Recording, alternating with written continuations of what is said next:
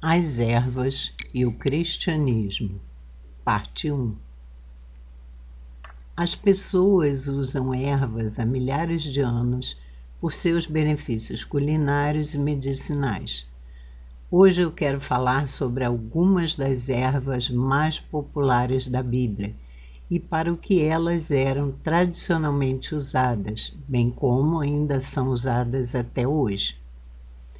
A Bíblia nos declara: "E disse Deus ainda: Eis que vos tenho dado todas as ervas que dão semente e se acham na superfície de toda a terra, e todas as árvores em que há fruto que dê semente. E isso vos será para mantimento. E a todos os animais da terra, e a todas as aves dos céus, e a todos os répteis da terra, em que há fôlego de vida, toda erva verde lhe será para mantimento." E assim se fez. Gênesis 1, versículos 29 e 30. O aloés, ou aloe, como muitos conhecem, uma babosa plantar, foi usado por milhares de anos. Nos tempos antigos, era usado para embalsamar os mortos, bem como para perfume. Possui também um longo histórico de uso tópico para queixas de pele, incluindo feridas, irritações e queimaduras, e internamente para constipação. Hoje o aloés ainda é comumente usado para tratar queimaduras, inclusive as solares, curar erupções cutâneas e hidratar a pele. Pesquisas preliminares também mostraram que o aloés pode ajudar a diminuir o açúcar no sangue em diabéticos tipo 2 e diminuir os efeitos dos danos no fígado causados pelo álcool. O aloés, o aloe, da escritura, não tem relação com a florida planta dos jardins modernos, mas representa uma madeira odorífera, perfumada, que desde os tempos remotos foi empregada no Oriente para fins sagrados e comuns. Nessas passagens da Bíblia, encontramos o aloés juntamente com mirra como perfume agradável e atraente. Todas as tuas vestes recendem a mirra, aloés e cássia. De palácios de marfim ressoam instrumentos de corda que te alegram. Salmos 45, versículo 8. O nardo e o açafrão, o cálamo e o cinamomo, com toda sorte de árvores de incenso, a mirra e o aloés, com todas as principais especiarias.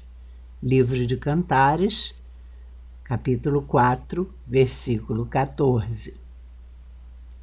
Já perfumei o meu leito com mirra, aloés e cinamomo. Provérbios, capítulo 7, versículo 17. Somente uma vez ele foi mencionado no Novo Testamento, em conexão com o enterro de Jesus, em que tomaram parte José de Arimateia e Nicodemos. E também Nicodemos, aquele que anteriormente viera ter com Jesus à noite, foi levando cerca de 100 libras de um composto de mirra e aloés. Isso está em João, capítulo 19, versículo 39. O endro. O endro é ótimo para a digestão porque a estimula, além de estimular também o apetite. Elimina os espasmos, sendo por isso usado para reduzir as cólicas e os gases, e ajuda também a aliviar as náuseas e tratar a diarreia e a prisão de ventre. Auxiliam na cura de diversas doenças, como gripe, resfriado e congestão nasal, ou mesmo como relaxantes, podendo também ser usada em bebês e crianças. Na Bíblia, ele é citado pelo próprio Senhor Jesus, em Mateus 23, se referindo à hipocrisia dos fariseus.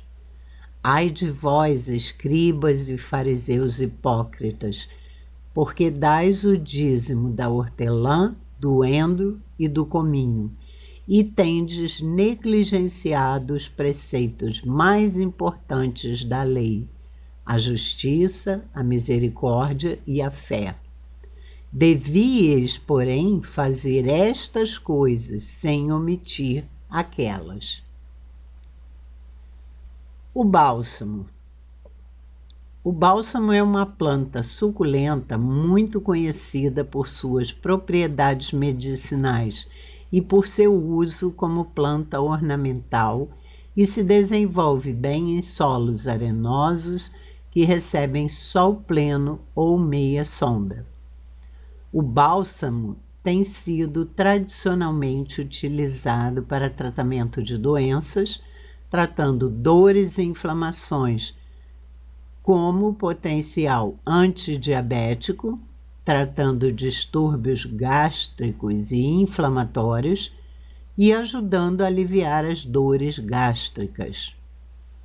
Para uso externo, macere folhas de bálsamo até sumirem, formando um aspecto pastoso. Aplique sobre a área afetada, é como eles o usavam. O bálsamo também pode ser ingerido cru, como salada ou como chá. Para aproveitar melhor os seus benefícios, é recomendado ingerir o bálsamo na forma crua e pela manhã, como primeiro alimento. E para fazer o chá de bálsamo, faça a infusão de 6 folhas em água fervente, mas com o fogo já desligado, durante 15 minutos. Bálsamo na Bíblia refere-se a uma substância resinosa, extremamente perfumada, extraída de uma planta. Nos tempos bíblicos, ele era considerado extremamente valioso, como o bálsamo de Gileade, que na Bíblia foi nomeado por aquela região onde ele era usado medicinalmente. Hoje é possível encontrar várias pomadas e óleos de ervas inspirados neste bálsamo bíblico. Ora, sentando-se para comer pão, olharam e viram que uma caravana de ismaelitas vinha de Gileade. Seus camelos traziam aromatas, bálsamo e mirra, que levavam para o Egito.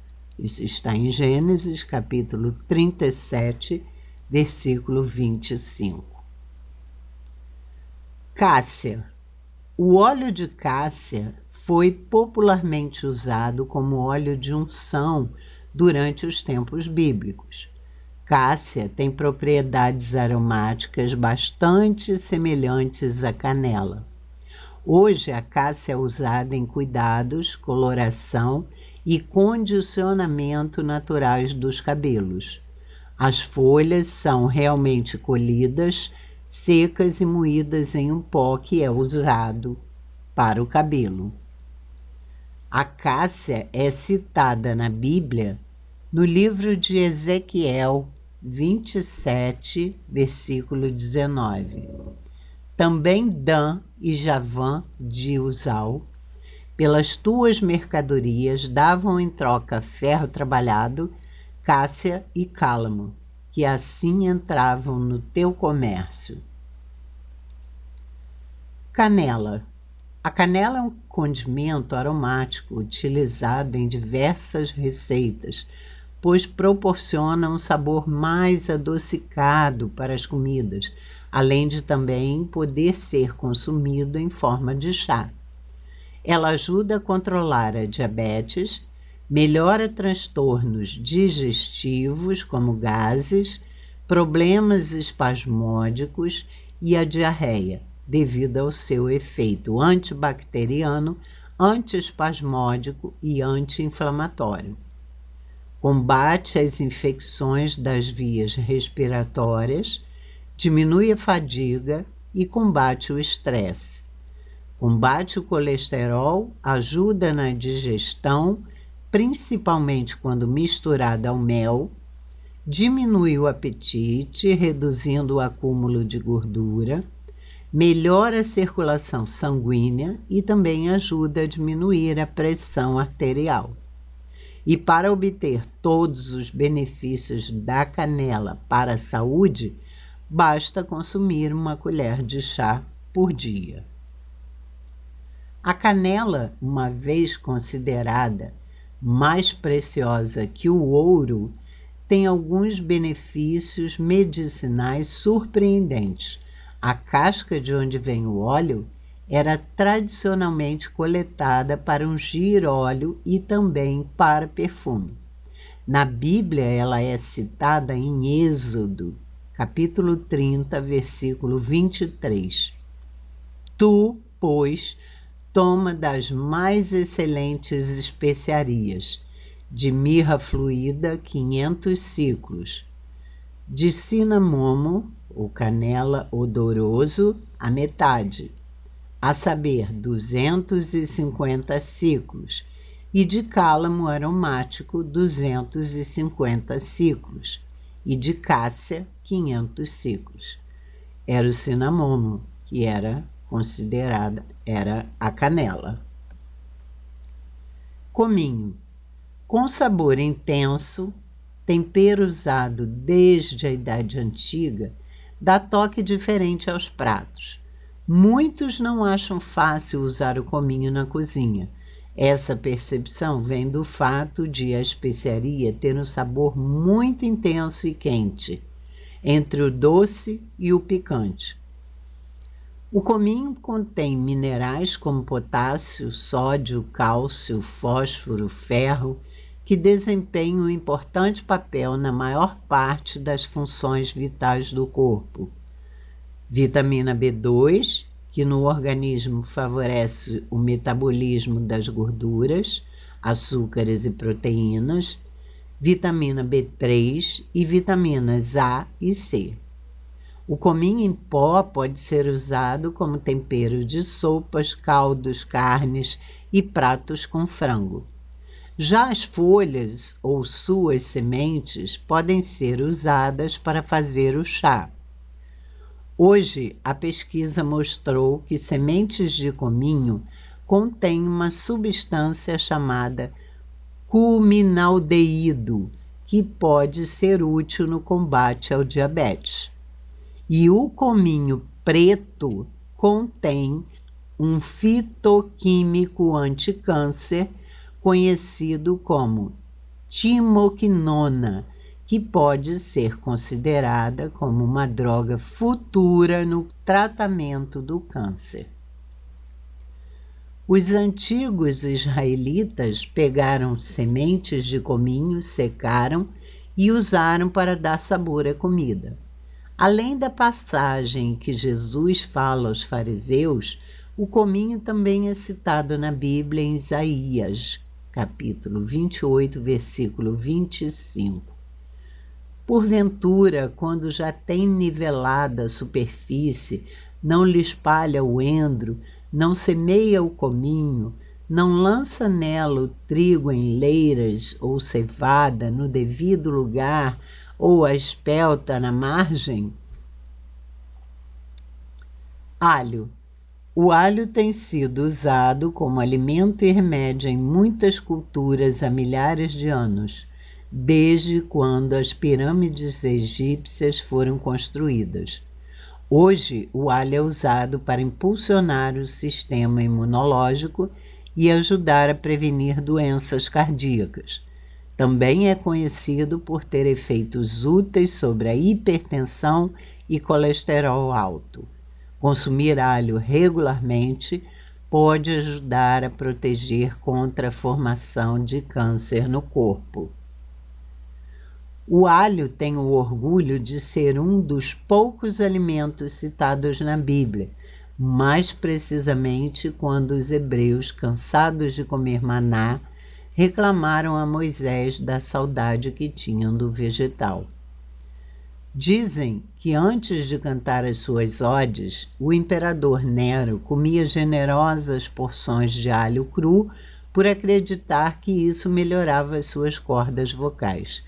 Só que ninguém gostava da voz dele. Bom, o alho é citado na Bíblia no livro de Números, capítulo 11, versículo 5. Lembramo-nos dos peixes que no Egito comíamos de graça, dos pepinos, dos melões, dos alhos silvestres, das cebolas e dos alhos. Isso era o povo reclamando que só comia maná, maná, maná e lembrava das comidas que eles costumavam comer no Egito. Mirra. A mirra era usada para fazer lavagem para infecções e foi usada pelos egípcios e pelos hebreus como incenso em cosméticos, em perfumes e de modo medicinal, além de ser muito usada também naquele tempo para embalsamar os corpos. O incenso era considerado um tesouro raro e foi dado como um grande presente para o bebê Jesus. A principal função da mirra, segundo a Bíblia, é sanar dores e auxiliar no processo de cura de feridas. E espiritualmente falando, ela cura tanto as feridas do corpo quanto as feridas da alma. Então o pai deles, Israel, disse-lhes: se assim for, faça o seguinte: levem suas malas alguns dos melhores produtos da terra, leve-o até o homem como presente, um pouco de bálsamo e um pouco de mel, goma aromática e mirra, pistache e amêndoas. Gênesis 43, 11, quando Jacó manda que os filhos levem isso para José sem saber que é ele. Mirra é mencionada repetidamente na Bíblia. Nos tempos bíblicos, era vendida como tempero e como ingrediente do óleo da unção, que era usado no tabernáculo, ou como pomada para a purificação dos mortos. No mundo romano, era considerado um remédio natural para quase todas as aflições humanas, desde dores de ouvido até dores mais sérias. Hoje, óleo de mirra é usado por seus benefícios antiparasitários, antifúngicos e antibacterianos. Muitas pessoas gostam de difundir esse óleo bíblico no ar durante a oração e a meditação. Além de ter sido um dos presentes dados pelos magos a Jesus, o óleo de mirra foi escolhido por Deus para a produção do azeite ungido no tabernáculo de Moisés. Nós conhecemos essa parte da Bíblia em que os magos levaram 3 presentes a Jesus e também quando o Senhor Deus determinou a produção do azeite ungido no tabernáculo, e a mirra fazia parte disso.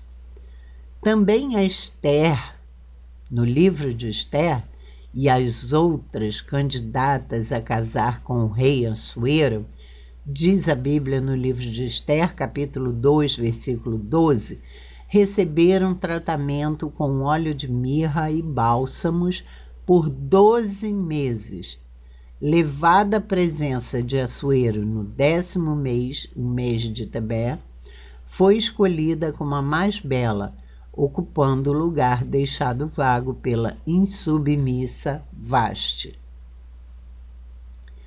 No nascimento, Cristo foi presenteado com mirra, além de ouro e incenso. Entrando na casa, viram um menino com Maria, sua mãe. Prostrando-se, o adoraram. E abrindo os seus tesouros, entregaram-lhe suas ofertas, ouro, incenso e mirra. Isso está em Mateus 2, versículo 11. Nós conhecemos a história dos magos, né? Que muita gente fala os 3 reis magos, mas a Bíblia não diz nem que eram 3, nem que eram reis, apenas magos. E talvez, por serem 3 presentes, as pessoas achavam que cada um levou um, então seriam 3. Mas a Bíblia não fala que eram 3 e nem reis. Inclusive, nos apócrifos, eles ganham até nomes que não tem na Bíblia. Mas eles levaram para o Senhor Jesus esses presentes, ouro, incenso e mirra. No sepultamento, Cristo teve o seu corpo coberto de uma mistura à base de mirra. João 19, versículo 39. E também Nicodemos, aquele que anteriormente viera ter com Jesus à noite, foi levando cerca de 100 libras de um composto de mirra e aloés. A mirra simbolizava o sofrimento de Cristo, além da sua imortalidade. Vimos que muitas ervas foram citadas e amplamente utilizadas em todo o Antigo e Novo Testamento, e muitas eram amargas, e foram consumidas na libertação dos israelitas do Egito. Na noite em que o anjo da morte levou os primogênitos do Egito, salvando os israelitas pelo sangue dos cordeiros nas portas, Deus determinou que eles comessem ervas amargas, simbolizando a amargura da escravidão ante a alegria da futura liberdade. A festa da Páscoa levava e leva em algumas culturas 8 dias para o povo relembrar e comemorar que o Senhor Deus os libertou da escravidão do Egito com mão poderosa. Bom, nós vimos que na época da Páscoa o Senhor determinou que junto com o cordeiro fossem comidas ervas amargas, que lembraria para sempre a amargura que eles sofreram na escravidão. E isso foi determinado por Deus, que a Páscoa fosse celebrada sempre, todos os anos, como acontecia, inclusive na época de Jesus, em que ele participou da Páscoa, e ela levava 8 dias e às vezes ainda leva. E nessa Páscoa, o povo relembrava da sua amargura, por isso comia ervas amargas, juntamente com o cordeiro e com o pão sem fermento, o pão asmo. Então, também o nascimento e a morte de Jesus foram marcados por erva amarga, como a mirra, simbolizando o seu sofrimento por nós na cruz e a sua vitória na ressurreição. Tanto no nascimento quanto na morte, a mirra esteve presente, como um presente oferecido pelos magos ao bebê Jesus, e também na morte, com as ervas que preparariam o seu corpo. Isso simbolizava o seu sofrimento, mas também a sua vitória, a sua imortalidade. Essas ervas estiveram presentes nas preparações do seu corpo, que entretanto não estava no sepulcro, já que ele venceu a morte e ressuscitou como primícias para todos nós. Isso nos lembra que também pelo sangue do Cordeiro fomos libertos da escravidão do pecado. Se na Páscoa as ervas amargas, todo aquele processo, o sangue do Cordeiro nas portas, livrava o povo do anjo da morte que levaria os primogênitos, e o povo foi salvo pelo sangue dos cordeiros que na época eles mataram e saíram em busca da terra prometida de Canaã, assim também o nosso cordeiro foi morto para nos libertar também da escravidão do pecado, e hoje igualmente caminhamos para a nossa Terra Santa, a nossa Canaã, no novo céu e na nova terra. Os cordeiros que foram mortos naquela época salvaram o povo do anjo da morte, e depois eles foram libertados da escravidão em busca da terra prometida. O nosso Cordeiro, Jesus Cristo, teve seu sangue derramado, também para nos libertar, mas da escravidão do pecado. E por isso hoje também procuramos a nossa terra prometida, que é a nossa Canaã, o novo céu e a nova terra. Sabendo tudo isso, lembrando tudo isso, medite no seu coração. Você já agradeceu hoje por esta graça recebida?